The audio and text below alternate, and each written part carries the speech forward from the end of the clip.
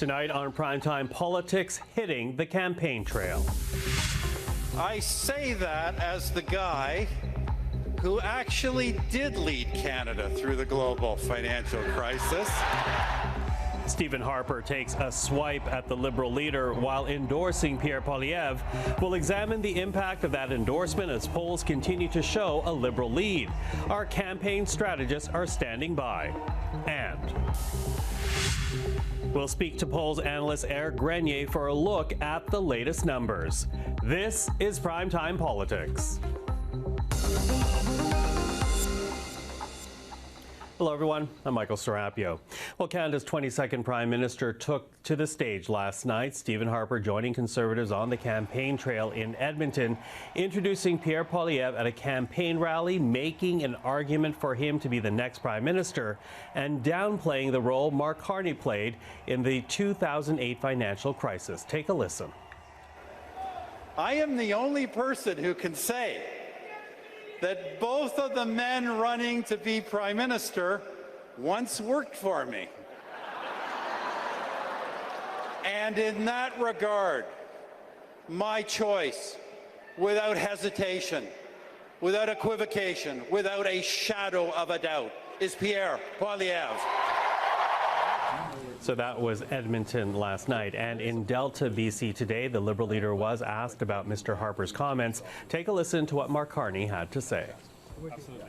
Stephen Harper appointed me Governor of the Bank of Canada. I worked closely with the late and great Jim Flaherty during the financial crisis. We resolved a number of situations. Many people are familiar with that experience. I note that Pierre Poilievre was not at any of those tables, was not given any of that responsibilities, and note further that in subsequent years he has not gained any responsibility in managing crises or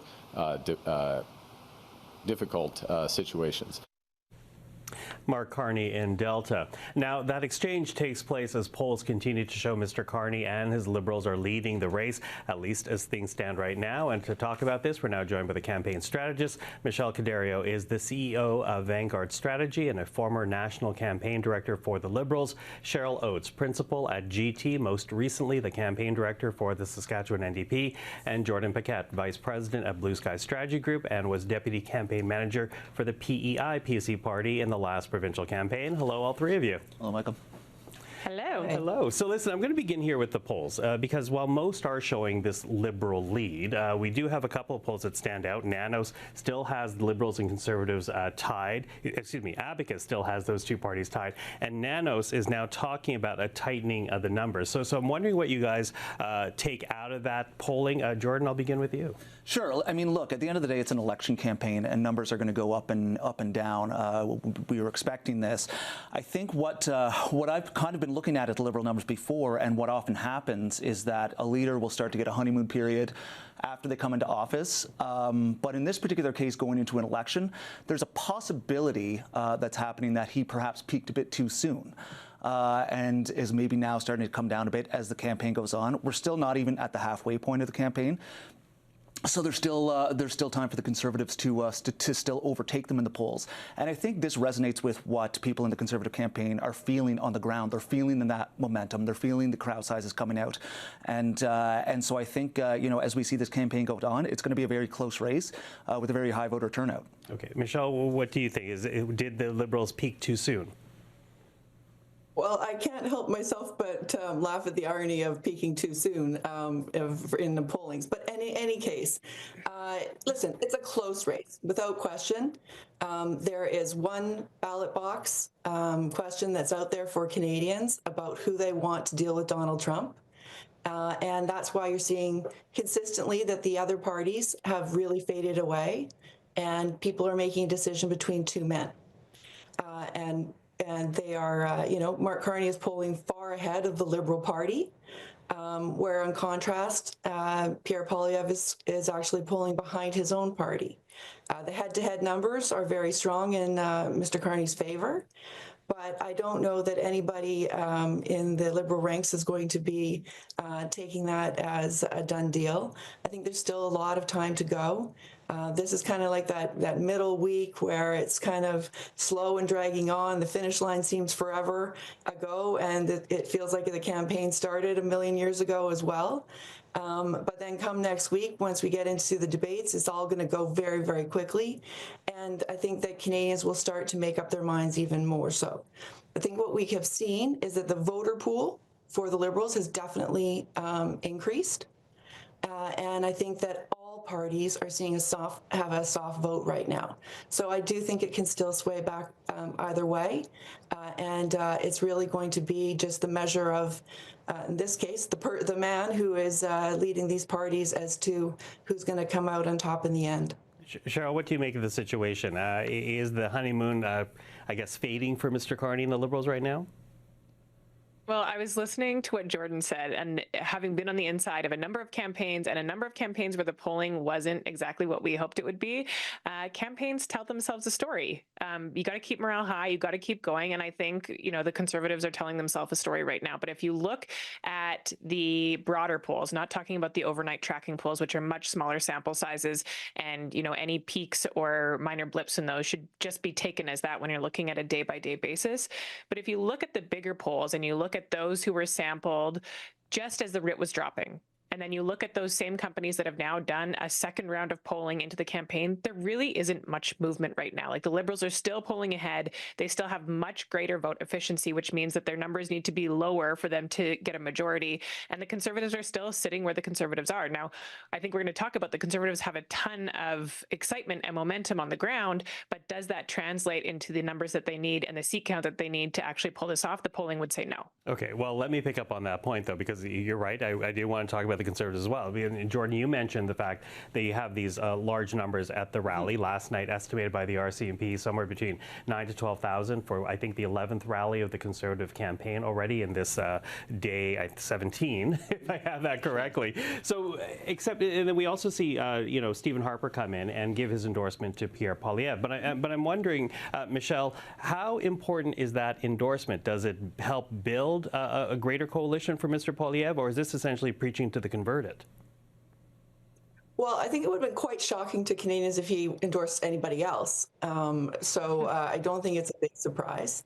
I think it's an acknowledgement probably on the Conservative campaign's behalf that they do need some help in terms of perhaps bridging back to the coalition that Mr. Harper put together that was successful.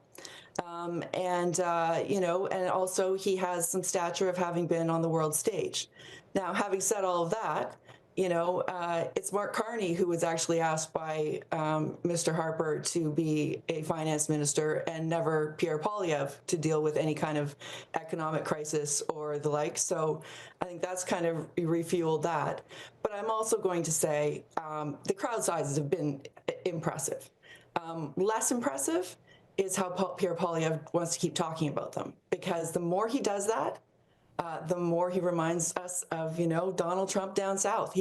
Donald Trump is the only other person, the only other politician who talks about his crowd sizes, and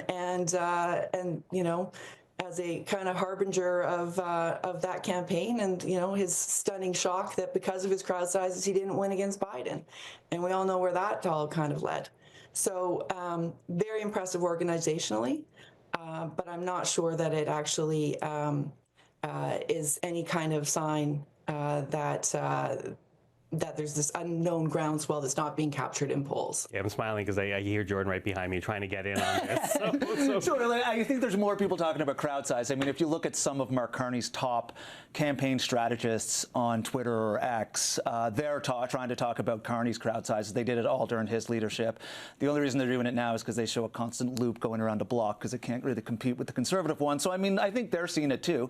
They would love to pull out this number of crowds. Doesn't reflect in the polls necessarily, but maybe not, but still, it gives momentum, it gives good visuals, and it just gives that boost to the ground troops, because this is going to be a close election. as we all agree, what it's going to come down to is who's going to have that best ground game to really pull people out to vote. And right now it's looking at the Conservatives overwhelmingly have the most volunteers, the most money, and the most energy right now heading into what will be the second half of the campaign next week.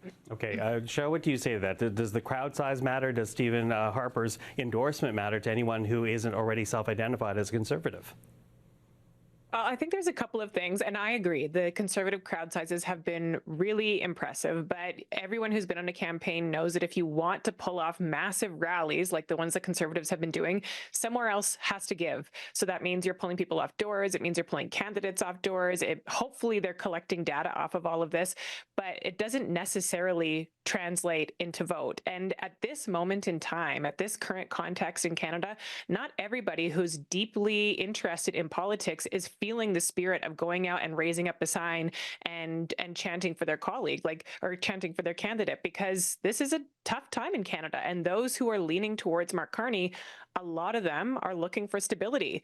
And stability is just not that exciting. It's not as fun to go hold up a sign at a rally and say rah, rah, stability.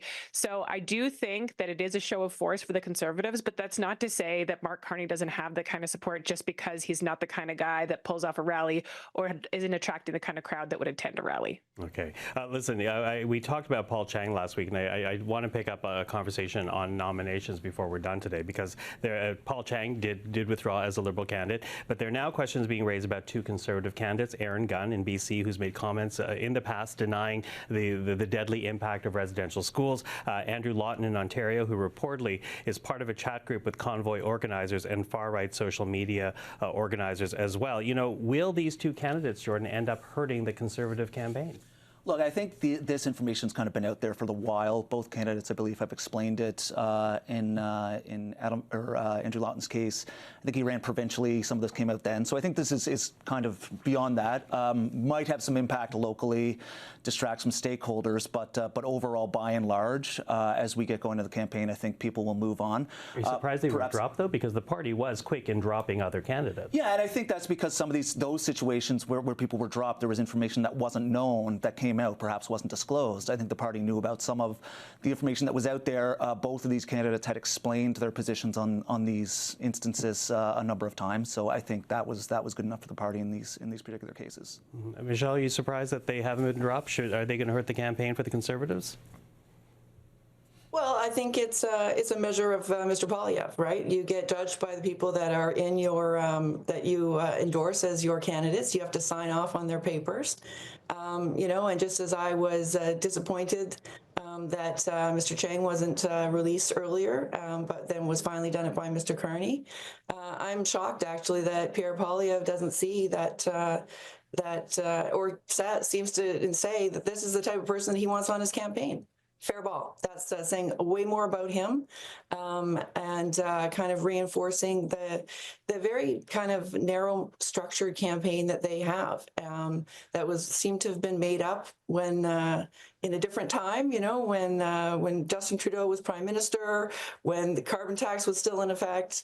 And, it's a different day. And I think that there's different expectations of who Canadians are looking for to be part of that team to, again, go after what is actually the existential threat of Donald Trump.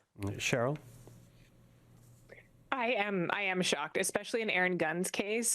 Maybe these issues were known, but it's crazy that the Conservatives would keep him as a candidate despite the things that he said. He's said that residential schools are something that First Nations wanted. He's saying that what happened to First Nations across Canada does not amount to genocide.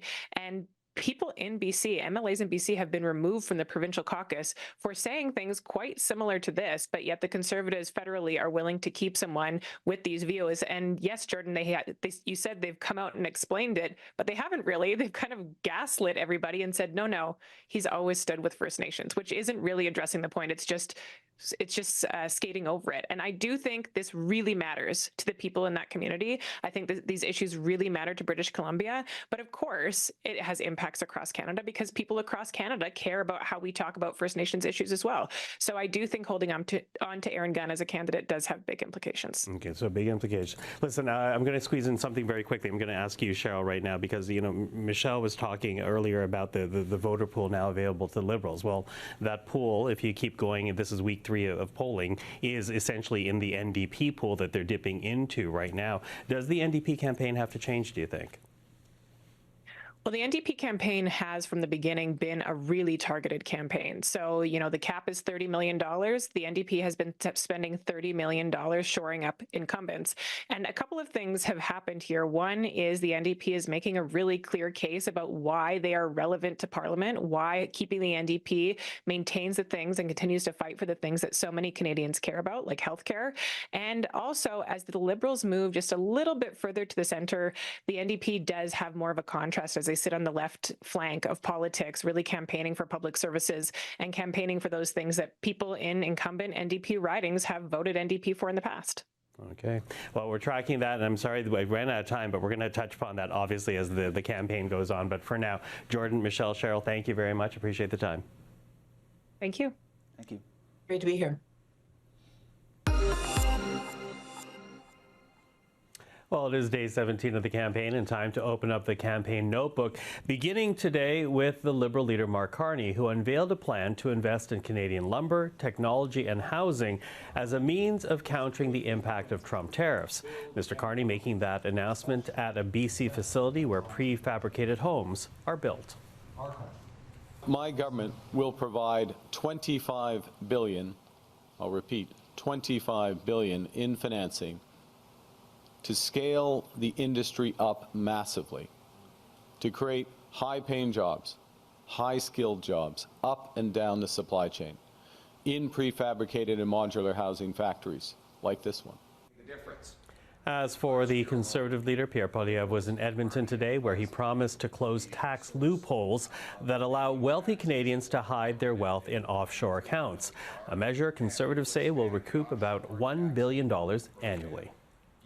We will be naming a Bring It Home Economic and Tax Task Force, whose mandate will be to ensure that we close overseas tax havens and force the very wealthy to pay what they owe.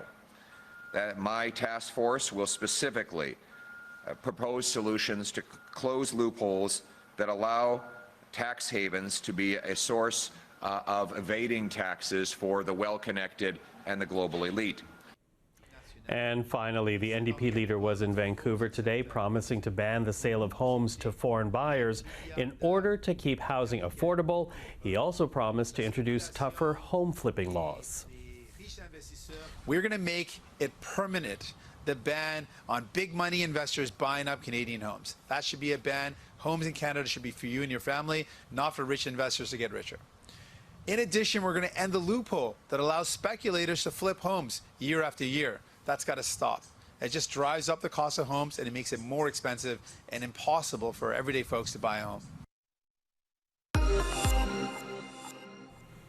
Well, we mentioned the polls earlier in the program with the campaign strategists, and here now with a closer look is polls analyst Éric Grenier, the founder and the writer of the Writ. Éric, hello.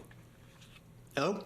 So listen, let's start with the numbers that you looked at this week to kind of come up with your analysis. What exactly were you looking for?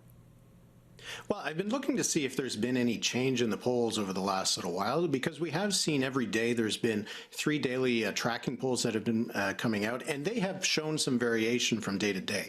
But when we've seen some of the other polls that have been coming out, the online polls in particular, these weekly polls that give us a little bit of a starting point for every week to look at how the trend lines are moving, really haven't seen much movement at all. Behind those day-to-day fluctuations that we've seen in some of those surveys, there seems to be the same solid trend that the Liberals are leading the Conservatives by usually around 6, 7, 8 points. The New Democrats are below 10% in the polls, and while it does change from day to day, there doesn't actually seem to be a developing trend line that we can say is heading into these last 2.5 weeks of the campaign. Okay, so if there's not been much movement in the top line numbers, what about other factors like leadership impressions, trust? Are you seeing any movement there? We're seeing that Mark Carney's numbers are holding up pretty well because that was the big question at the beginning of the campaign, whether they would. He had high positive ratings, pretty low negative ratings at the outset, and we've seen that those are holding firm. We've seen numbers from Abacus data that shows that Mark Carney is still above water in negative versus positive impressions. Polling by the Angus Reid Institute also showing that there's a big gap between the people who like him and who dislike him. And for Pierre Poilievre, we're not really seeing an indication that his image is improving. We're not also seeing that it's getting much worse. There is some disagreement there in terms of the polls, but he is still more disliked than liked.